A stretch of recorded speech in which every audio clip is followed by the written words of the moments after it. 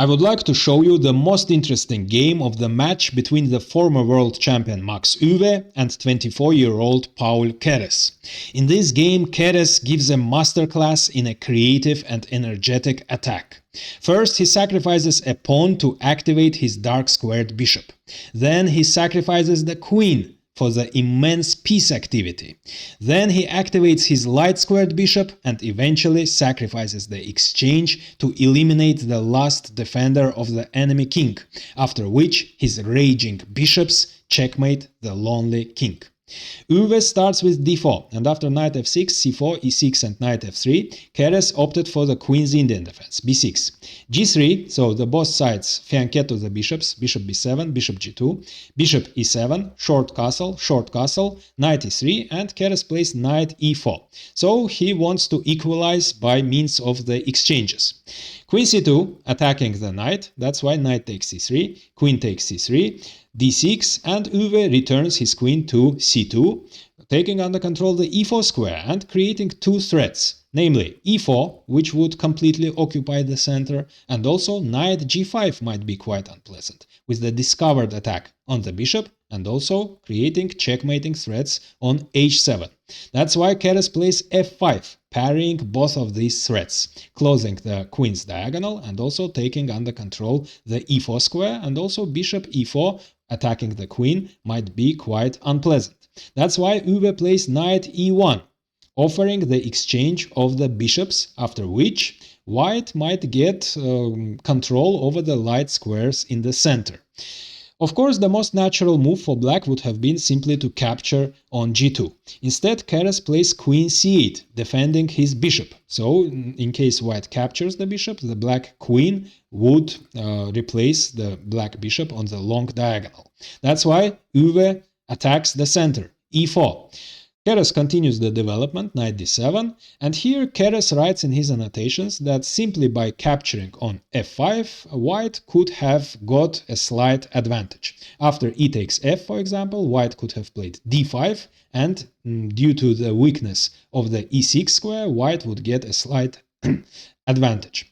Instead of this, instead of capturing on f5, white played d5. As you will see, Euwe played very aggressively in this game, and this aggression wasn't justified, and Keres punished it in a very effective way. So it turns out that simply by capturing on e4, black gets the initiative, actually. In case white captures on e4, which looks very dangerous, attacking h7, black simply plays knight f6, defending h7, attacking the bishop and also the d5 pawn. In case white captures on e6, again knight c5 would defend the pawn, and the e6 pawn will also fall. That's why Euwe captures on e4 with a queen, attacking the e6 pawn. But there is a simple move, knight c5, defending the pawn with tempo, attacking the queen. Euwe retreats to e2 in order to keep the e6 pawn pinned. Black cannot capture on d5 because the e7 bishop is unguarded. That's why Keres moves it from the e-file and activates it. Now the bishop is quite strong on the long diagonal. Euwe keeps playing aggressively. His position is already slightly worse, so he could have tried to equalize by capturing on e6. In this case, after the exchange of the bishops and knight takes e6, white could have played bishop e3 and position would be more or less equal. Instead, Euwe made an aggressive move, bishop h3, which at first sight looks very strong, attacking the weakness on e6, creating a very unpleasant X-ray.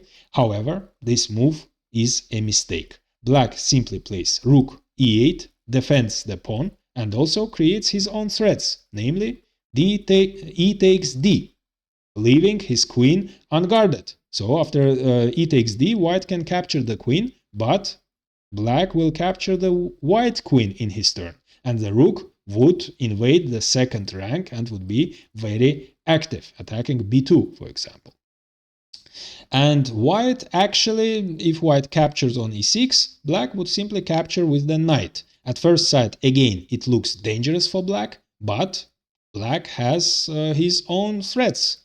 there is a very unpleasant X-ray. Not only the knight is pinned, that's true, the bishop is very strong, but black is attacking the white queen in his turn. And in case white plays knight d3, for example, in order to develop the passive knight, black would play knight d4 and win on the spot, leaving his queen under attack. But, as you see, the bishop moved away from g2 to h3, and that made the black bishop very strong, and the white king doesn't have any squares to move. And in case white captures the black queen, of course, that would lead to immediate checkmate.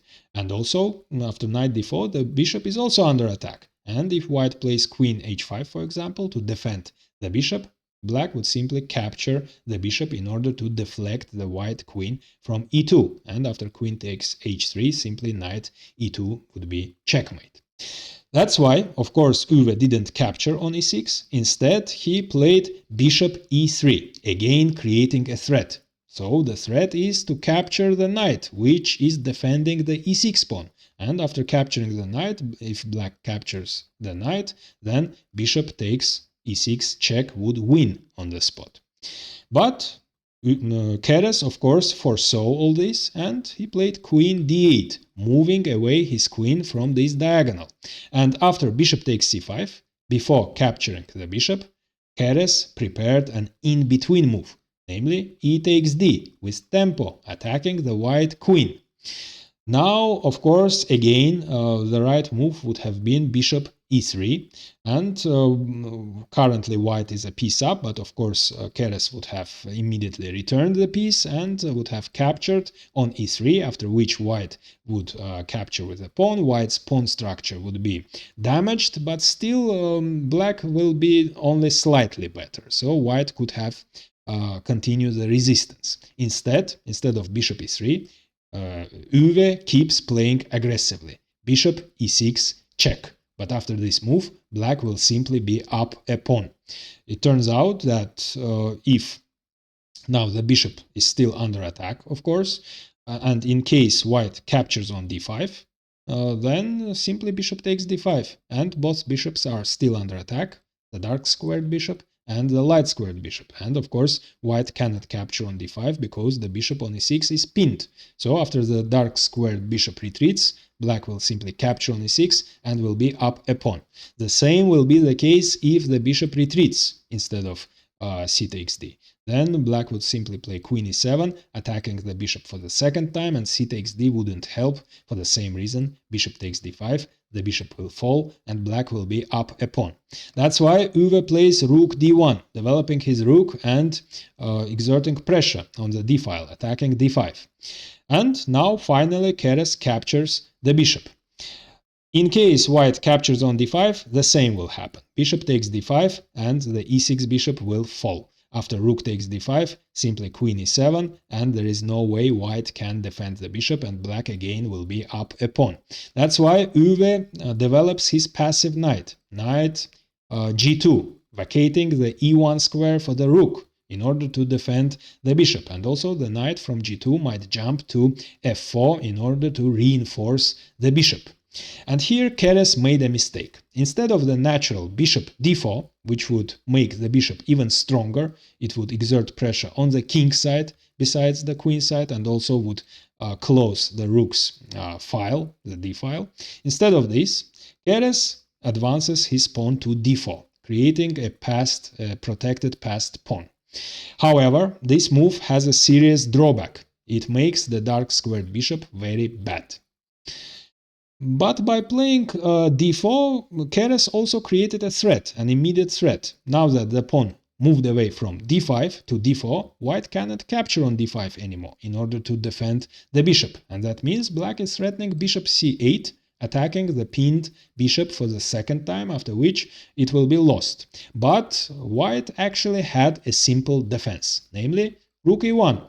And in case black plays bishop c8, white simply plays queen g4, and in case of the exchanges on e6, Actually, at first sight, black is up a pawn in the endgame, but after queen e8 and the exchange of the queens, black is threatening the invasion, but king f1, black is up a pawn, and this pawn is a protected passed pawn. However, the black bishop is very bad. As you see, all black pawns are on the dark squares, and that means the knight would be much stronger than the bishop. And white will have a compensation for the pawn. The knight also would have a great blockading square, and white would have a pawn majority on the king side. So most probably this position is a draw.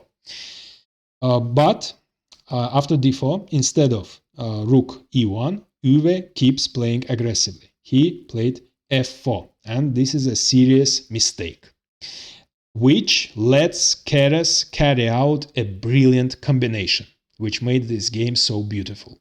And you can pause the video and try to find his idea. I will give you a small tip. Find the main drawback. The idea behind f4, of course, is to play f5 and defend the bishop. However, the f4 advance has a serious drawback. And you can pause the video and try to find this drawback and find the effective way to exploit it. So the drawback of f4 advance is, of course, that it weakens the king side, in particular this diagonal, and that lets Keres activate his bad bishop. He sacrifices a pawn, d3, in order to vacate the d4 square for the bishop, and the bishop will dominate on d4, of course. But that's not all. After rook takes d3, Keres exchanges his queen, sacrifices the queen, for white's most active pieces, namely the rook and the bishop. So he captures on d3. White is forced to capture, after which the bishop will also fall. And after queen d3, before capturing the bishop, of course, he again makes an in-between move, bishop d4 check, activating, centralizing his bishop with tempo. And it turns out that if king h1, the natural move, would lose on the spot after rook takes e6, as you see, remaining white pieces are very passive. The queen doesn't have any objects of attack, white doesn't have any plan, while black pieces, bishops would turn into monsters, black would control the e-file, and there is no defense against rook e8, followed by rook e2, attacking the pinned knight for the second time. It will fall and black will create checkmating threats. That's why after bishop d4 check, instead of moving to h1, Euwe plays rook f2. Of course, now black captures the bishop, and Euwe unpins his rook by playing king f1. Of course, now Keres could have captured the rook. Still, he would be better, but he found a much stronger move. In this case, after bishop takes f2, king takes f2, rook e8, black is better, but after knight, of course, black is threatening rook e2 check, and after queen takes e2, rook takes e2 check, king takes e2, bishop would take the unguarded knight, but by playing knight h4, white could have continued the resistance. That's why, instead of exchanging his great bishop for the passive rook, Keres found a much better, a much stronger move. He develops his last piece, rook e8. As you see, now all black pieces are extremely active, and white pieces are passive, and a white king is in danger, and white simply doesn't have any plan. So, by playing rook e8, Keres has created an immediate threat. Now bishop takes f2 would win on the spot. After king takes f2, the rook will invade e2, check, queen takes e2, the second rook will capture, check, and after king takes e2, the knight again will be unguarded and bishop will simply capture it and black will win a piece. That's why Euwe plays f5, attacking the black rook in his turn, and also vacating the f4 square for his knight. Rook e5 followed, and in case now white plays rook d2 in order to save his rook, black simply plays will play bishop e4, attacking the queen, and also f5 would fall, and after the queen retreats, rook takes f5 check, knight f4, black would simply play g5, attacking the pinned knight, and would win a piece. That's why, after rook e5, Euwe made an interesting move. He played f6. The idea is to deflect the g-pawn from the g-file, so that after black captures on f6, the pawn won't be able to move to g5, as I showed in the previous variation. After knight f4, black wouldn't be able to play g5 anymore in order to attack the pinned knight. And also, this move is a trap. In case black captures on f2 in order to win a piece, as in the previous variation after king f2, rook e2 check. Actually, after queen takes e2, rook takes e2, king takes e2, bishop takes g2. Actually, it is white who is winning. After f7, there is no way black can prevent the promotion of the pawn. That's why after f6, Keres captures on f6. And now rook d2. Of course, instead of rook d2, white couldn't capture on f6 because of simple bishop takes g2, king takes g2, and rook e2 check with the discovered attack on the rook. That's why rook retreats to d2.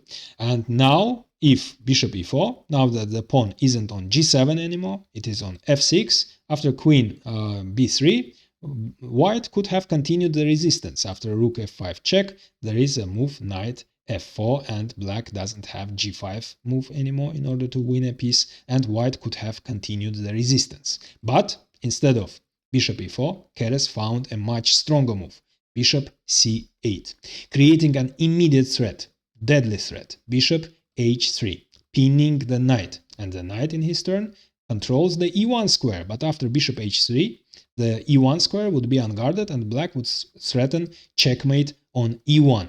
That's why, in order to prevent bishop h3, Euwe plays knight f4, taking under control the h3 square. But on g2, the knight controlled the e3 square. But now that the knight moved away, Keres immediately invades, rook e3, with tempo, attacking the queen. The queen is forced to move to a passive square, and now it turns out that the white queen is far away from the king side, and the rook is also on the queen side, and the only defender of the king side is the knight. And Keres eliminates this knight by sacrificing the exchange this time. Rook f3 check, king g2, and rook takes f4, sacrificing the exchange in order to eliminate the last defender of the king side and destroy the pawn structure on the king side and open the g file. And now the rook g8 comes with great effect. If king h1, then of course bishop b7 would finish the game on the spot. If king f1, then rook g1 check, winning the queen. That's why the king moves to f3. But now bishop g4 check. And actually Euwe resigned. Because if the king moves to the g-file, then simply bishop f5 with the discovered check, and white is losing the queen. And if the king moves to e4, it gets checkmated in the center of the board after rook e8 check. If now king d3, then simply bishop f5 check. And if king d5, then a beautiful checkmate would follow, bishop f3 check, and bishop takes e4 checkmate. And now I recommend watching a game in which Keres plays romantic chess, punishing his opponent for greediness in a very energetic and imaginative way. But first, like this video and subscribe, as it's really helpful for the channel growth.